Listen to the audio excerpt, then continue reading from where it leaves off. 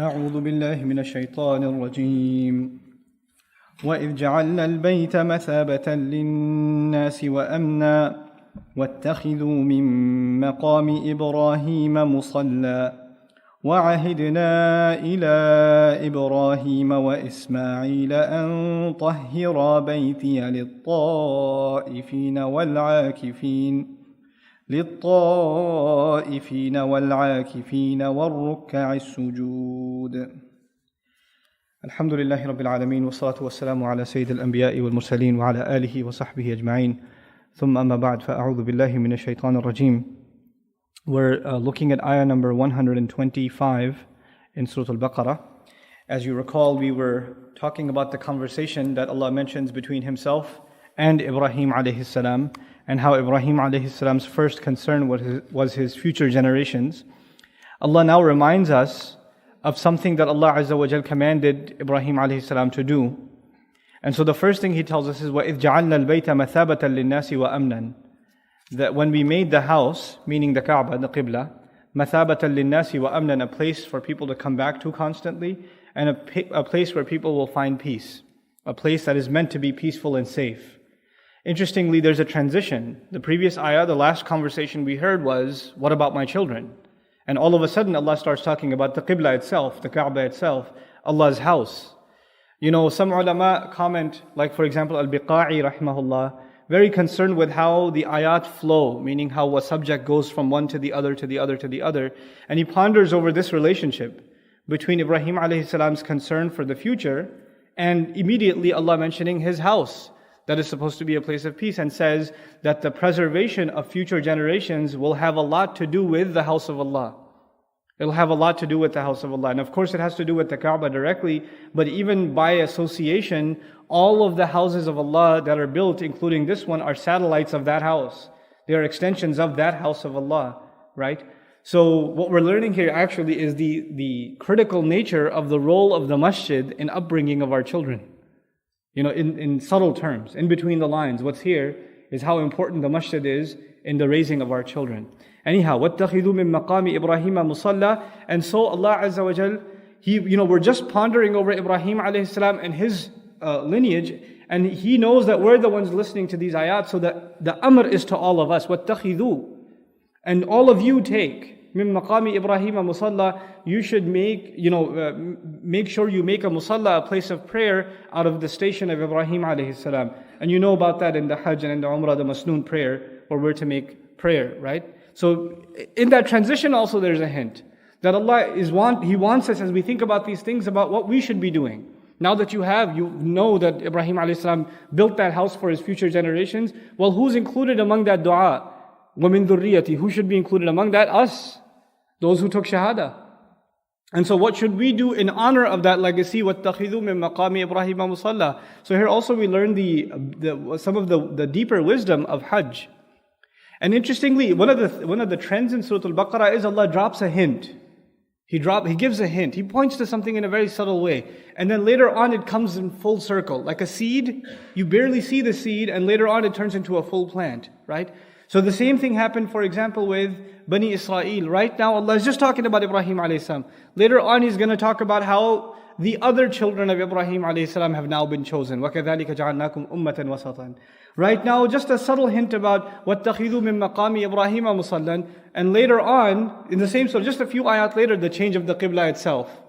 So the direction altogether will be changed. So hints are dropped first, and then the entire subject. It's almost as though we're being mentally prepared. So Allah Azza wa Jalla says, وَاتَّخِذُوا مِن مَقَامِ إِبْرَاهِيمَ مُصَلًّى وَعَهِدْنَا إِلَىٰ إِبْرَاهِيمَ وَإِسْمَاعِيلَ. This is also important. And we took a promise from, Allah took this promise from who? Ibrahim alayhi salam. And what other name did you just hear? Ismail alayhi salam. The conversation began, it was just Ibrahim. It was only Ibrahim alayhi salam. إِنِّي جَاعِلُكَ لِلنَّاسِ إِمَامًا. And he had asked in response, what about my kids? What about my children? And Allah said, wrongdoers, no guarantees. But Allah also, that in between the lines, is telling us not all of His kids are wrongdoers. I mean, think about at least two. Ismail alayhi salam. And interestingly, why mention Ismail? Especially because who can't stand the lineage of Ismail? Who's been listening to these ayat all along? But Israel have. They've been listening all along. So especially now an honor to Ismail alayhi salam, and how when Ibrahim alayhi salam made that wonderful dua, the immediate acceptance of that dua was Ismail alayhi salam. The immediate application was on Ismail alayhi salam. So now, actually one of my teachers who was interested also in comparative religion told me that in the Torah, in the original Torah, or what is left of the Torah, in Hebrew, the building of the Kaaba is mentioned. But instead of calling it Bakka, they changed it to Sakka.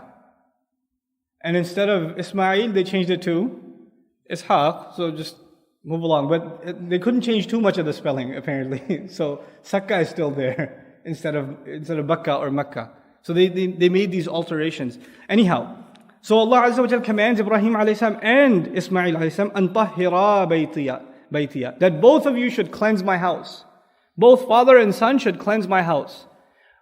Again, if this is the legacy of Ibrahim alayhi salam, we're going to read later on in the same passage, وَمَنْ يَرْغَبُ عَنْ مِلَّةِ إِبْرَاهِيمِ إِلَّا مَنْ سَفِيهَ نَفْسَهُ.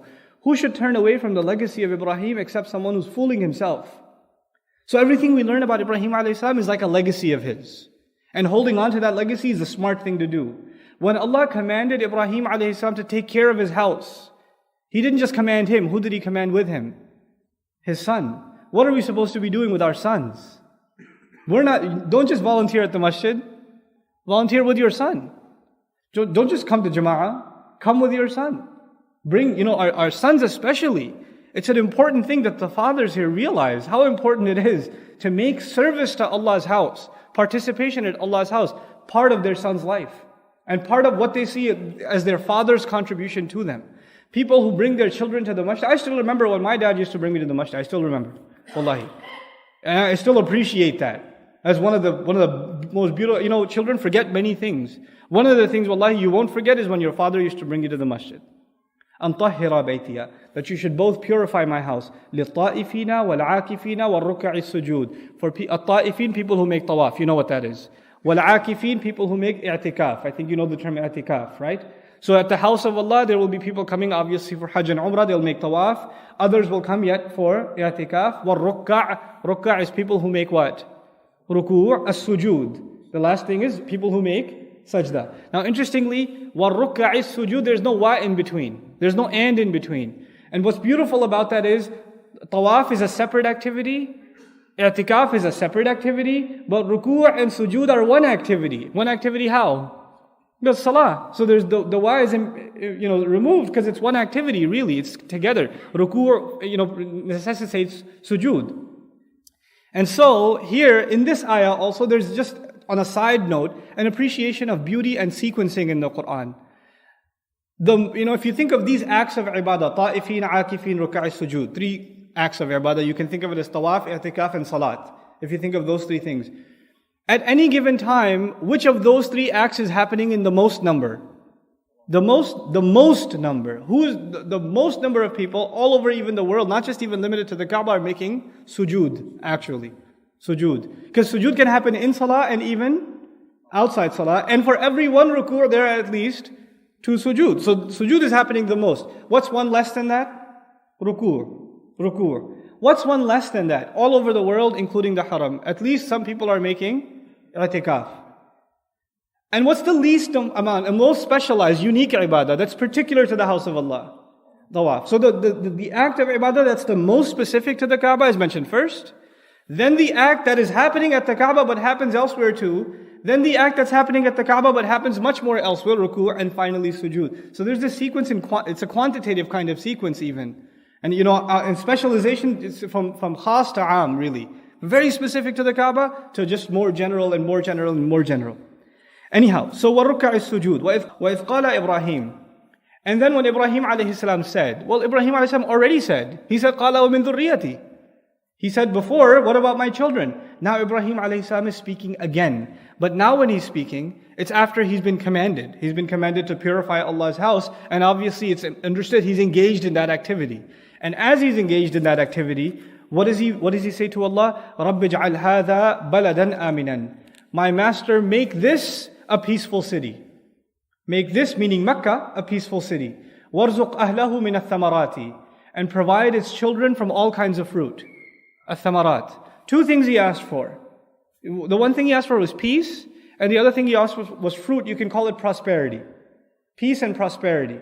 Even if you do a PhD in political science today, you'll find for a functioning society, they need two things. What two things do they need? They need peace. Your money should be safe, your life should be safe, your home should be safe, your business should be safe, your savings should be safe. Safety is very important in a society. But if safety is all there is and there are no jobs, and there's no way to make money, then you're going to have chaos in society. That safety is no good. So you need peace and you need prosperity. Prosperity alone is not enough, and peace alone is not enough. He understands that complex concept, alayhi salam. And he's looking at this desert. At the time he's building this house, there's nothing there. There's nothing there. But he understands if this is going to be a peaceful place, and this is going to be a sustained place, then two things are important ingredients in the sustainability of this place. Peace and prosperity. SubhanAllah. When we think, when we think of the Prophets ﷺ, we don't think of them as planners, city planners, administrators. We don't think of them as, people that would think that in this far and wide and far-reaching sense. But this is the genius of Ibrahim ﷺ. First he thought about the future generations, then he even thought about how they're going to live. In the political sense, in the economic sense, in the social sense. وَارْزُقْ أَهْلَهُ مِنَ الثَّمَرَاتِ مَنْ آمَنَ مِنْهُمْ بِاللَّهِ وَالْيَوْمِ الْآخِرِ. Provide peace and prosperity essentially to those who believe in Allah and the last day. He put a condition, shart. مَنْ آمَنَ مِنْهُمْ بِاللَّهِ وَالْيَوْمِ الْآخِرِ. Well, why did he put this condition? Allah told him when he said, why don't you save all my children? What did Allah say to him? My promise is not guaranteed for who? For wrongdoers. So he knows some of my kids will be wrongdoers. And he also knows the wrongdoers are the ones who are a threat to peace and a threat to prosperity. So I would rather they starve. I would rather this peace and prosperity be only for who? Of my children, those who believe in Allah and the last day. Here's something else we understand of the genius of Ibrahim a.s. is the concept of responsibility. He does not want to be responsible on Judgment Day for generation after generation of wrongdoers. And how do you know that generations won't survive? Well, if they don't have peace and prosperity, they won't survive. But he wants his believing children to enjoy generation after generation. So he says, only give these two things that guarantee sustainability to my believing generations. Now how does Allah respond? قَالَ وَمَنْ كَفَرَ. He said, even the one who disbelieved, فَأُمَتِّعُهُ قَلِيلًا. I will let him enjoy and utilize a bit too. I'll give him some also. In other words, yes, I'll provide your believing children, but I'm not completely denying your disbelieving children either. Their generations will continue too. And of course, an example of disbelieving generations continuing is who? Among the children of Ibrahim a.s., it's like the Quraysh. Disbelievers continuing, mushrikun continuing, even though they were wrongdoers. So their generations continued. فَأُمَتِّعُهُ قَلِيلًا ثُمَّ أَطَرُّهُ إِلَىٰ عَذَابِ النَّارِ وَبِئْسَ الْمَصِيرِ. Then I'll drag him to the fire of hell, and the punishment of the fire, and what a horrible place that is. In other words, Allah told him very explicitly, don't think that the wrongdoers are just going to disappear. They're going to stay too among your children. And their place will be held. So it's a very kind of stern answer. And you would think, after this stern answer, Ibrahim a.s. would say, I get the message, I should stop asking now. When you hear an answer like that, you figure, okay, you know what, I'm not going to ask anymore. No. Ibrahim a.s. doesn't stop there. He keeps asking. And part of the genius of Ibrahim a.s. is every time Allah says something, he modifies his prayer. So he says, okay, now Allah told me that's not going to work. So I need to work with that and adjust the dua I'm going to make and come up with something that will work. So he keeps thinking about what more can I ask Allah and how can I get my dua answered. But you will notice in every one of his du'as, one thing is clear. One of the great legacies of Ibrahim a.s. we forget. You know what's clear in all of this? The primary concern is not himself. What's the primary concern? His future generations. Constantly. Every one of his du'as is something about the future. Every one of them. Peace and prosperity. Not for him. He doesn't even see a city there. He sees a desert there. Even the next dua that's coming, when he asks for a messenger, he himself is a messenger. Who's he asking a messenger for? Future generations. Future generations. And what's beautiful about this passage is, as soon as this passage is done, Allah starts talking about, even Yaqub a.s. as a father. Also one concerned with future generations. That's just a continuous discussion in this part of Surah Al-Baqarah. It's a very, very beautiful thing. It's something that all fathers, if you're looking for a course on fatherhood in the Quran, read this passage in Baqarah.